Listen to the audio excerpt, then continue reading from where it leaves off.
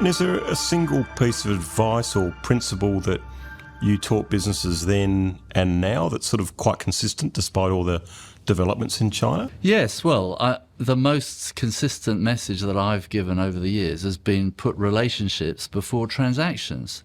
And unfortunately, in the Western world, we tend to do it the other way around. We sign a contract or some document that gives us some certainty, and then everything goes from there. In Asia, and particularly in China, you build relationships first, and that's what gets you to deals.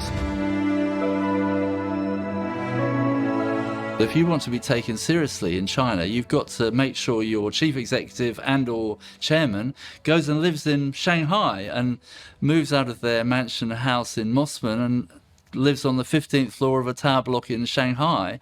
And of course, many people don't want to do that. They'd rather send the B team, who of course find it difficult because China is a very hierarchical society, and to be taken seriously, you need your most senior people to be there. And when you're there, and if you're there yourself or if you have a head office there, is it best to hire local Chinese who have an MBA from Australia, or is it best to take an expat with you, or a combination? How does it work? Well, actually, I've done quite a lot of research on this, and I found that the most successful foreign companies in China are usually Scandinavian. Interesting. If you think about the Nokias and the Maersks and the IKEAs, they've been successful because they've localized their whole business in China. They've hired locals, they've relied on the locals to run the local operation, they've kept the head office people out or just providing technical advice or support, and they've empowered the locals to run it. And that seems to me to be the best model.